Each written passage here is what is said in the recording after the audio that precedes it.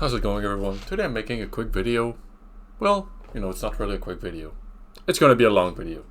I'm gonna be doing the teamfight tactics patch rundown, similar to how Mortdog has been doing it. But if you've been watching Mortdog, you kind of know what the formula is. It's kind of been inspired by him. The point is, you also know that he's not doing them anymore because he's not working as the lead designer or whatever on TFT this set. Even though he's been done with his project and whatever, he won't be doing them this patch. So I figured, why not? Kind of a PowerPoint, kind of like a school presentation type vibe. So we're gonna get right into it. The patch notes are already out. I'm probably gonna link them in the description if I remember. But we're just gonna go over everything in a format that I believe is more digestible than just reading through this entire document that Riot releases. So let's get right into it. So the first change they're doing is that they're reworking how you are offered different snacks when you use a power-up on a champion. Basically, before you would never see the same options twice in a row, no matter who you placed the fruits on. So for example, if you were looking for a specific augment on Rakan, let's say you wanted the fan service one to synergize with Zaya, if you simply used a fruit on another magic tank than Rakan to see 3 different options, then sell that tank to regain the fruit, you would increase your odds of finding the fruit you wanted on Rakan. Now they made it so each individual champ has its own pool, meaning you can't use that trick anymore. If you want to make an option disappear from the pool, you have to use a fruit on someone, then use the remover, and you won't get that same option twice in a row. But you kind of remove that micro optimization. It's a pretty good change. Next up, we're getting some new opening encounters. A 3 cost start where we just start with a random 3 cost. Upgraded start where we start with a 2-star 1 cost. Augment round swap, which is a returning encounter, meaning simply the augments are moved earlier. Something that's important to note is that if you get 2 augments on 2-1, well, you'll get your second augment late on 2-1, but it will be from the 2-1 pool, meaning things like AFK can show up. Well, not AFK. AFK is specifically banned from the pool, but other augments that would normally never show up as your second augment can show up if you find them on 2-1. Earlier snacks means you'll get your second power snacks earlier. Grand finals, the only thing that's written it's the grand finals. You're on your own champion. You're on your own could be interpreted as the no augments encounter, but there's no way. There's no way they ever pull a no augments encounter again. People hated it. I think it's pretty cool. It's a pretty big change of pace. The power spikes are much different, but there's no way. It's gonna be something weird. It's gonna be you start with a 4 cost or something crazy. And then beach party. Gain a beach bar that tacticians can toss around. It's unclear whether it's gonna be something like previously you had an encounter where you could fish with Tom Kench and you could pull different loot orbs or whatever. I'm not sure what this means entirely. Maybe you bounce the beach ball, and depending on how many bounces you get, you'll have better loot or whatever. But it's weird. These two are kind of ambiguous. We'll have to see tomorrow what they are. Regal Rumble, which is just all the carousels, are going to be the 2x carousels probably. It might be 1.5x, might be something else, but they're going to be big carousels with many more options to choose from. And Winner's Circle, which is just when you reach top 4, everyone that's alive will gain 10 gold and 2 components. They also mentioned that high inflation encounters are going to appear less often, and that champions will now do an animation when the encounter starts, as opposed to just be idling there. But obviously the inflation is going to go down. If you simply add more encounters, it kind of dilutes the pool. And Golem, you're going to see Golem less often. Yes sir. I hate Golem. Moving on. It's kind of a small change, but if you guys didn't realize, maybe you realized, maybe you felt it but never realized it. They slightly increased the 2-1 round timer, so you had time to do your stuff, get your augment, use your fruit and whatever.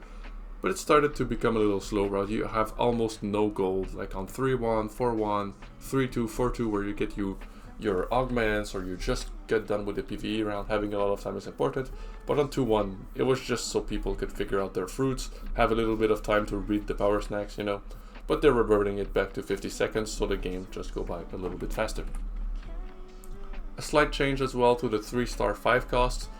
They made it previously so that 3-star 5 costs are immune to crowd control, so that if you simply played one and you sold your whole board, you wouldn't lose the game to a weird CC and you weren't forced to build something like Quicksilver on them. But they won't be immune to crowd control anymore because they have a lot of mana regen. They're also increasing that mana regen even further. But this means in specific scenarios a Lee Sin whose ability consists of like stunning someone to push them off the board, will be able to beat someone like, I don't know, like a Braum who needs to do a long channel before killing people. Whatever. Moving on to the trait. They're doing a pretty big rework to Crystal Gambit. A lot of buffs, a lot of nerfs. What's most important to keep in mind is that you'll get less gems per loss, but the stage multiplier for the amount of gems you get are slightly increased on stage 3 and 4.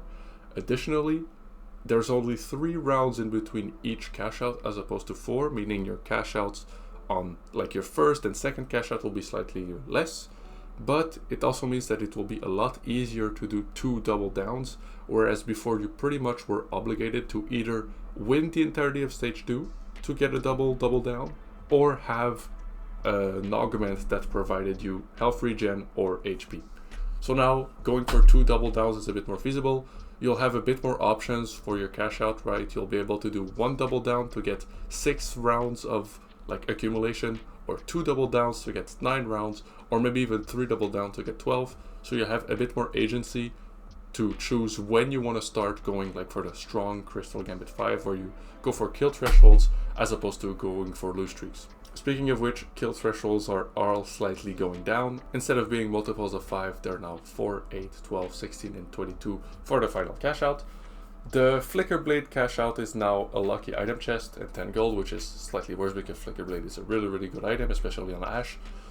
Crystal Gambit 7 no longer accelerates the 5 piece count, meaning before getting Crystal Gambit 7 meant your kill got more values. Now that won't be the case. Crystal Gambit 7 also getting a slight nerf to its damage up. Edgelord 6, slight buff to its AD. Heavyweight 6, slight buff to its HP. Monster Trainer is going to get a slight rework where each monster now tracks its XP separately. This means that if you were to sell your monster, sell all of your monsters, because let's say you got a Lulu early, you played a Rammus to get someone to slam your tank items on, and then you sold that Rammus, but you figured, oh, maybe I'm gonna go into a Kog'Maw carry or the other guy, Smolder, a Smolder carry. Before, if you did that, you would lose all your XP because you sold your Lulu and the XP didn't track anymore. Now all the monsters are gonna keep their XP separately, but this also means that if you were, for example, to before play a Rammus early, slam your tank items, and then accumulate them, switch to a Smolder to pull from the different pool. Now that Smolder is going to start at level 0, so you can't go for a tank and then adjust depending on your items. You have to lock in your choice early if you want to start accumulating that XP. Prodigy is getting a slight nerf to that mana regen for Prodigy units. So the 3-piece, 4-piece, and 5-piece are all getting that mana regen slightly reduced, which means, unfortunately, hitting the Prismatic Star Guardian trait is going to be even harder than before. Prodigy 5, however, is getting a slight buff to the healing it provides, so I guess there's that for compensation. Sorcerer 6, slight nerf to the AP gain. Seraphine is going to have a slightly less impactful Star Guardian trait activation bonus. Basically, Seraphine would give 5 of each stat, meaning AP, AD, crit, armor, MR, whatever, to all your units. Now it's only going to be 4, but you have to keep in mind that this scales with each Star Guardian unit you play. So when you have 8 Star Guardian, instead of getting 9 of each stat, you're now going to get 8 of each stat. Finally, the Crew 3-piece bonus, which is when you have 3 stars activated, the ship is going to deal slightly less damage. Before it was for each instance of 280 damage the crew units dealt, you dealt 105 from the ship. Now it's going to be only 80 from the ship. Moving on to the units. Garen is getting a slight buff to his stacking. He's getting more HP per stack, the stacks being the amount of times he casts per game. Kayle is getting a slightly nerfed damage on her wave, meaning at level 6 and at level 9, and at level 10 as well. If you get the final Ascension fruit, she will deal slightly less damage. And finally, Lucian is having a slight rework to his mana refunded per miss. Before, each bullet would refund 10 mana, his cast cost 40 mana, and he would shoot 4 bullets, meaning if he missed entirely, he would cast immediately a second time. Now he only gets 8 mana per bullet missed at 1 and 2 star, but at 3 star he actually profits. Missing a shot will actually be a net positive mana. If you miss all 4 shots, you regain 60, and then immediately cast again with an overflow of 20. So if you overkill on the final target, you will regain a bit more mana. And additionally, only at the 3-star, his cast will deal slightly more AP per shot. Moving on to the 2-cost. Mundo's been slightly too tanky, right? If you ever face against a 3-star Mundo, you know that you don't even need to build tank items on him. His scaling is so high on the AP that you just make him making a heavyweight, and you put Archangels on him and he's invincible. So his AP scaling is slightly reduced, pretty significantly at 1-star, but at 3-star it's not the biggest of deal. Kaisa is getting a buff to her AD ratio on her spell.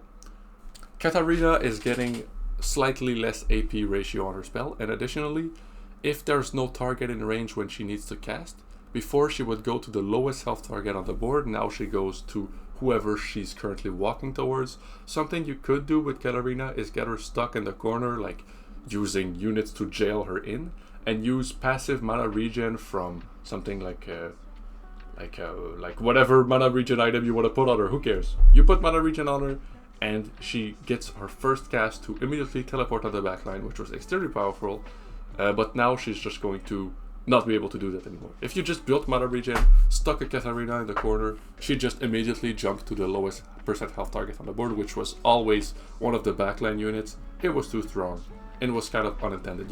Katarina is not supposed to be like someone you jail in the corner, so she can have a delayed cast and go on the backline. It was kind of silly. So now she just casts normally, right?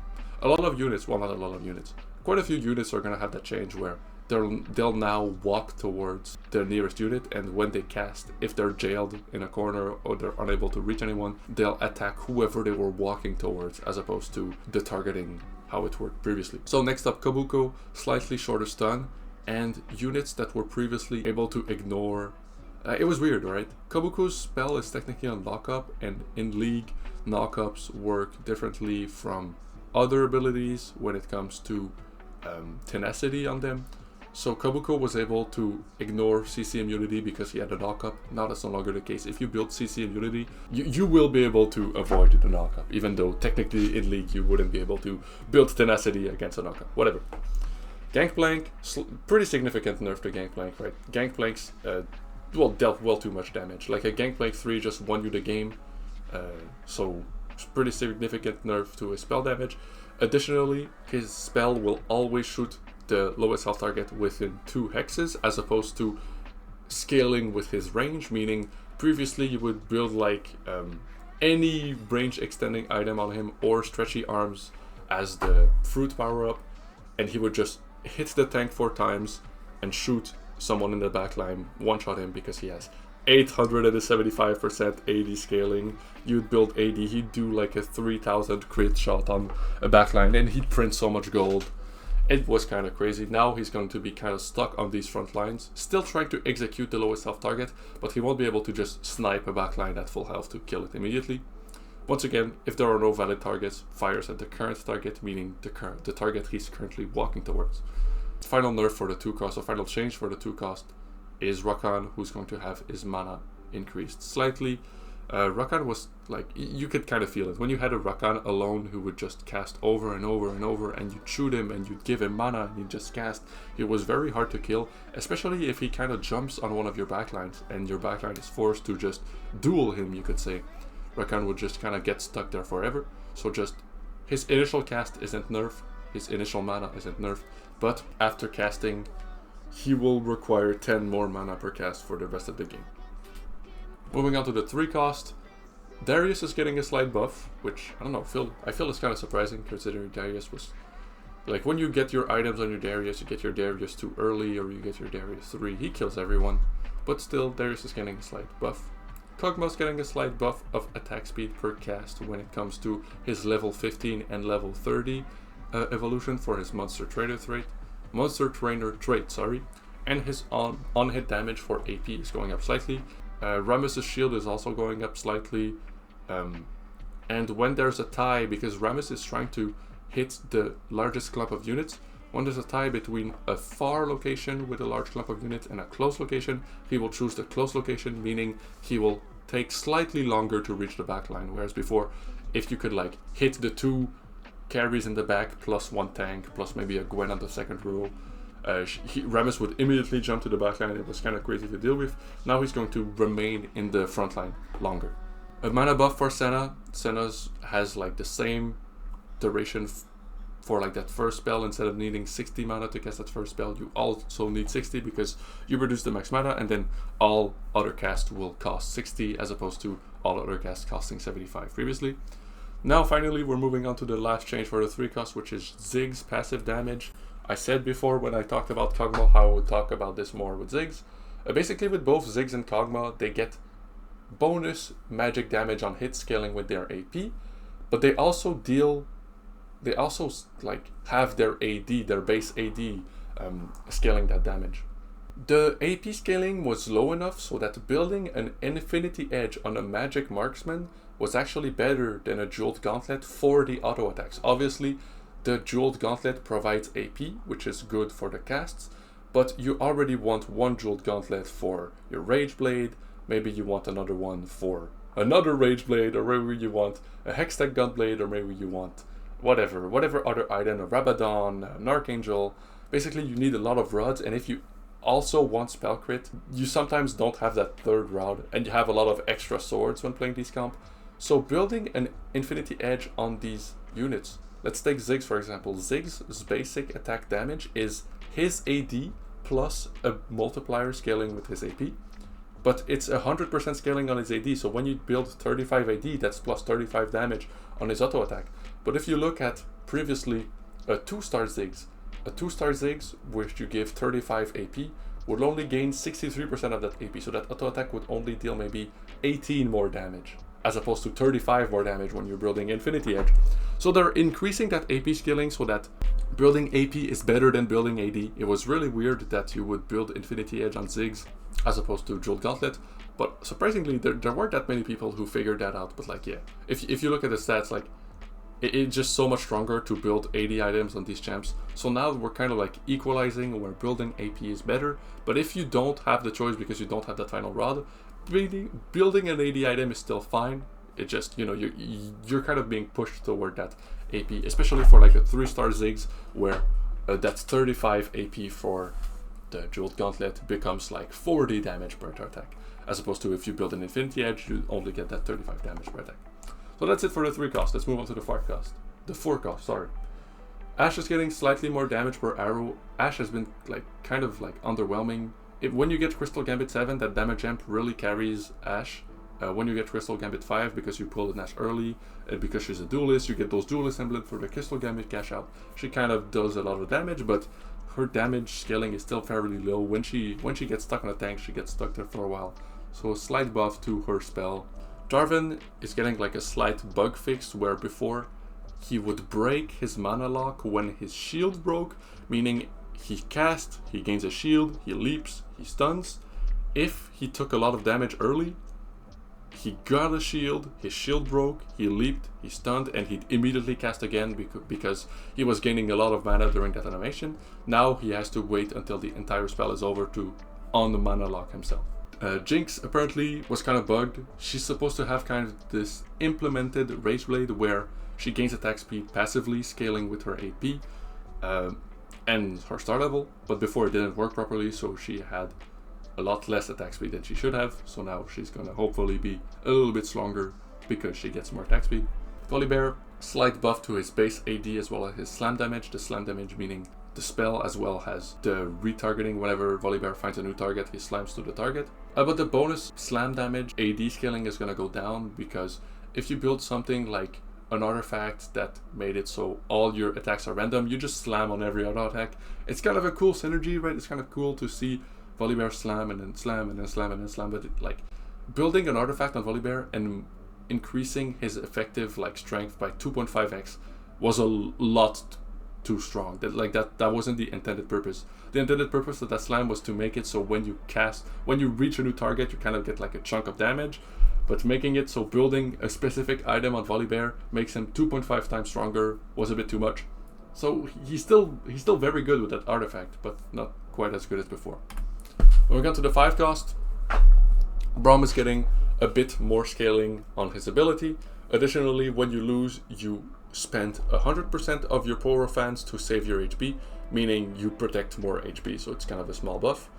Gwen is getting a big rework to how her auto attack works. Before you just did AP in a cone scaling with range, now you deal AP to the target and split that remaining damage to all the targets in range, meaning before building like 3 snipers focused on Gwen meant you just instantly won the game. Gwen 1 with 3 snipers focus would auto attack once, and the sniper's focus would increase her range all the way up to 8, meaning she'd hit the whole board.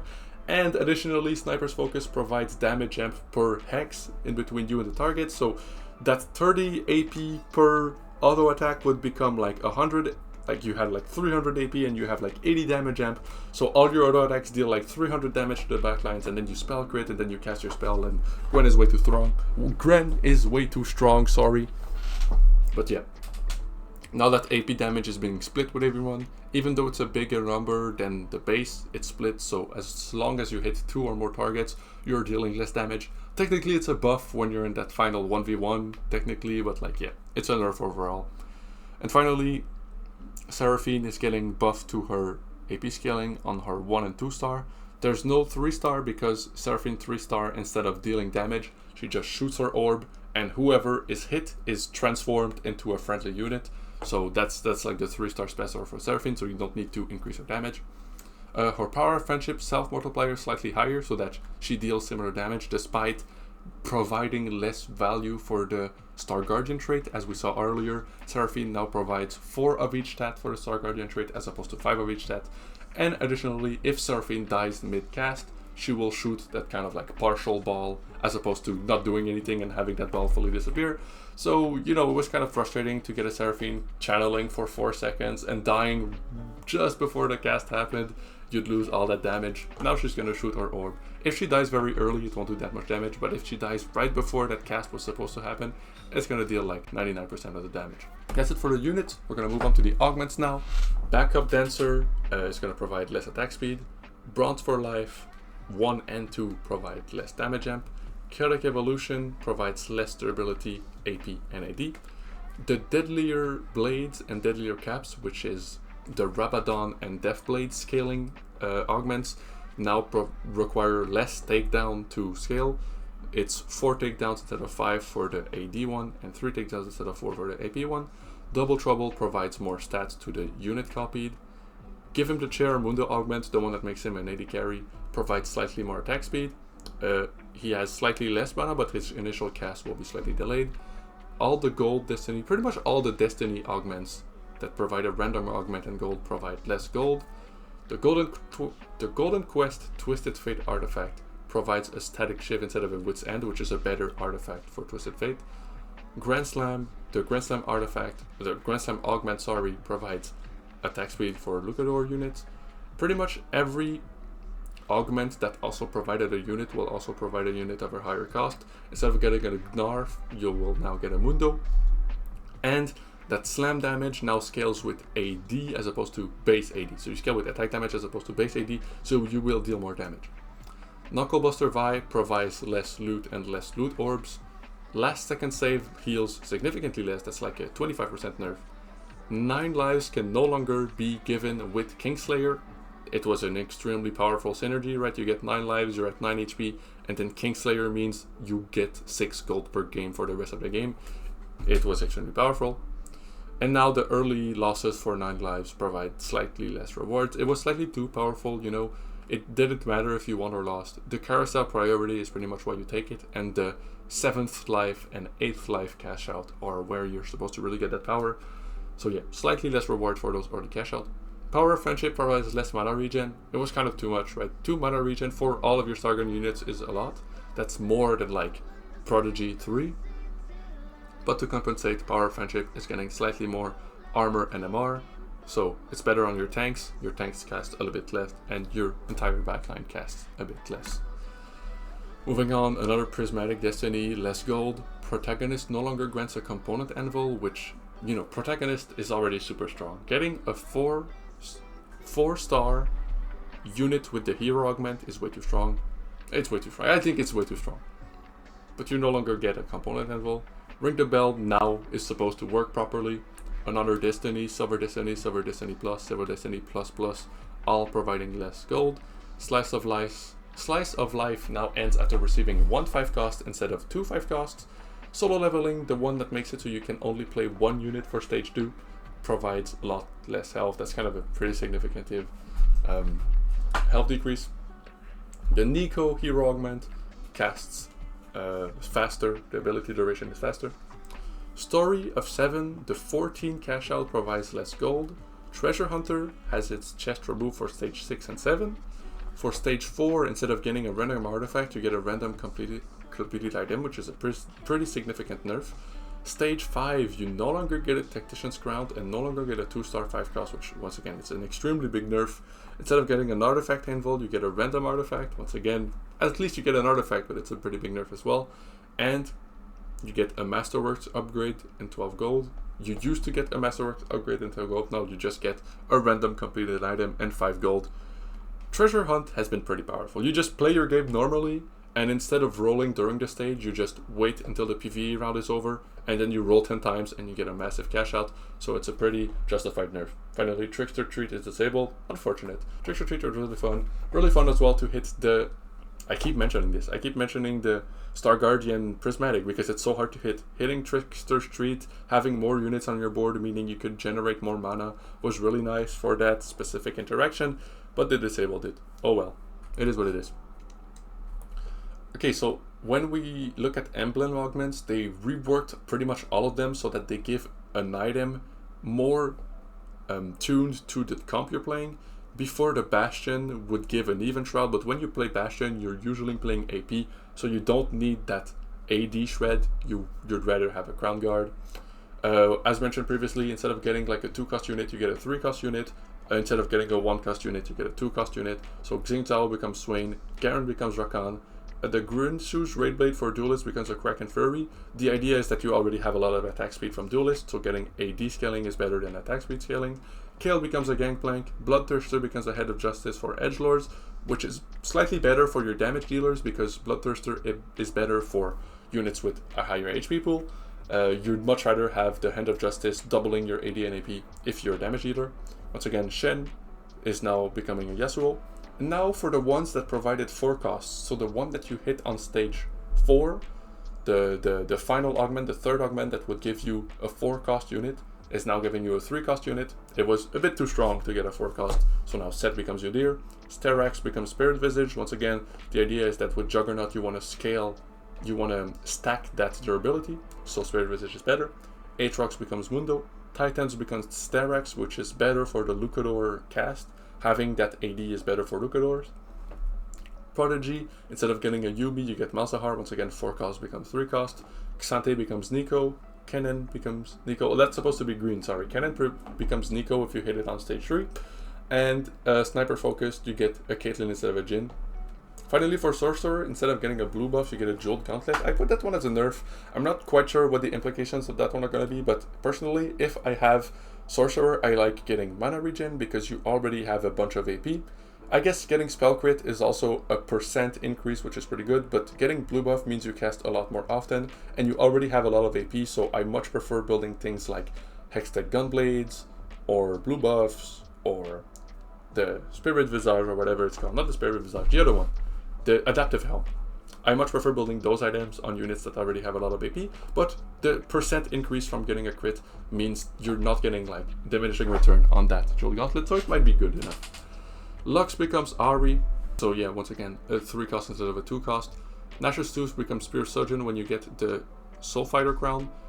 Spear Surgeon is a lot better than Nashor's Tooth. There's not, like, if you look at the units for Soul Fighter, like, who really uses a Nashor's Tooth? Maybe Lux, maybe you can put that on the 4-cost, I forgot her name, you know, the one that from Devil May Cry type shit. But they both much rather have a Spear of Surgeon, so it's kind of a nerf. Instead of getting a Rise, you get a Ziggs. Instead, you know, 4th-cost becomes a 3-cost. Kaisa becomes like Ali, so a 2-cost becoming a 4-cost for the Supreme Cell Circlet exclusively. Zac becoming a Cassante for Wraith. Sunfire Cape becoming Hextech Gunblade for Wraith. Once again, getting that damage and getting that lifesteal and healing your tanks is a bit better than getting Sunfire Cape, especially considering your only real Wraith tank is Zac. Maybe Cassante, but Cassante, playing all out Cassante is a lot better, so it's a better item. Zac becoming Malzahar, 1 star becoming a 1 cost becoming a 3 cost for your other emblem augment. I don't know what I did, but yeah, we're moving on to items now. 3 small nerfs for items. Edge of Night getting an attack speed nerf. Edge of Night is just way too good. You build Edge of Night on everyone. Personally, I think they should make it so an item like Crown Guard is more tuned to your assassins or damage dealers, because it doesn't make sense that all the assassins and all the damage dealers frontline build Edge of Night. Like, it's just too strong. AP units shouldn't benefit. Like, building Edge of Night on an AP unit should be a sacrifice. You should be like, I want my Katarina to live longer, so I will build Edge of Night on her, but she will deal way less damage because I'm missing out on an entire AP item. But it provides AP and attack speed and armor and AD, so it's just way too many stats. It's just too strong because of that. But that attack speed nerf hopefully will make it slightly worse, but I still think it's going to be too strong. Striker's Flail, another item which you kind of build on everyone, getting slightly less attack speed. So we have to also keep in mind that with the new roles revamp system, attack speed means mana, which means spells. Before, attack speed wasn't that significant on the frontline units because they would get hit and generate mana from that. But now they only generate mana from auto-attacking, so attack speed is effectively mana for them. So hopefully that nerf is enough to make it so they cast significantly less and deal significantly less damage. Finally, Radiant Striker's Flail, that same 10 attack speed is removed from that as well. These 6 units are having their pool for the power-up distribution like change, you know. Akali can no longer hit Hemorrhage. Same for Gwen. Katarina can no longer get Hungry Hero. Kalista, the one that makes it so your spell costs 20 less mana, can now appear for Kalista. Lucian is no longer offered Bullet Hell. This goes in line with the change that Lucian is now meant to, when he misses, he doesn't generate mana too significantly. If he had Bullet Hell on a 3-cost Lucian, he would shoot 6 bullet, overkill the target by 4, gain 60 mana, shoot 6 bullet, have 20 overflow, attack once, shoot 6 bullet. It would shoot way too often, so Lucian no longer is offered Bullet Hell, and Rise is no longer offered Shadow Clone. Finally, a bit of power-up changes. All Out for Cassante is dealing less damage. All Out also correctly starts his mana at 0, so before he'd kind of be a tank at round start with 20 mana, transform into his All Out form and immediately cast and do a bunch of damage. Now that's going to be fixed. Bullet Hell provide less bullets, and now they no longer always round up, they round to the nearest value, with a minimum of 1. If somehow you're shooting 1.3 bullet, it will give you 2 bullets instead. I don't know who this applies to, but a minimum value of 1 additional bullets. Golden Edge starts at 2 gold instead of 1 gold, which is significant. If you guys don't know, Golden Edge is the one that makes it so every 85 auto attack you get to 1 gold, and then the next one gains 2, the next one gains 3, 4, 5, 6, etc. Starting at 2 means instead of gaining like 1, 2, 3, 4 for a total of 10 gold, you get 2, 3, 4, 5 for a total of already, I believe that's 14 gold. So that's a pretty significant increase right away, like, and it scales much faster. Hat Trick is getting buffed, a bit more stats per hat, because yeah, they nerfed it pretty significantly, considering on PBE you'd just get Hat Trick and then you'd win your first game and then you have 8 hat because you killed like 8 units, and then from that point on you were invincible, and you'd go to 16 to 24 to 30 to 40 to 50, and then you had infinite hats, and because you had infinite hats you'd never lose. Now with only 0.5% stats per hat, you do lose sometimes and you do lose your hat sometimes, so they're buffing it a little bit. Midas Touch now has a gold tracking on his tooltip. Pursuit will like dash safely, I don't know what that's supposed to mean. Shadow Clone, the clone is gonna have 30% less health. This is nice because getting Shadow Clone was basically just a 25% damage amp. Now there's like at least some risk to using that Shadow Clone unit. Trickster can now be offered on stage 3, meaning if you want to go for some things like all your dummies print gold, getting Trickster can now appear a bit longer. You can get Trickster on your second unit.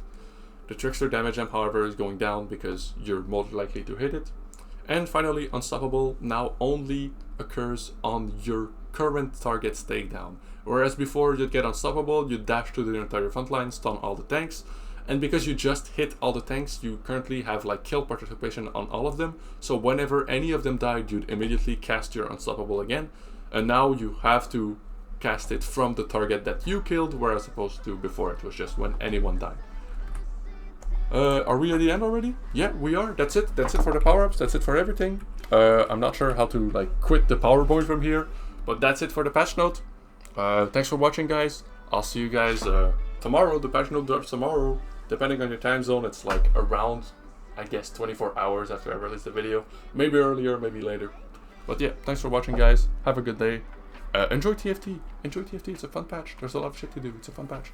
And yeah, Gangplank is now gone. Katarina is now gone. But 4 mentors might be still a problem. We'll see.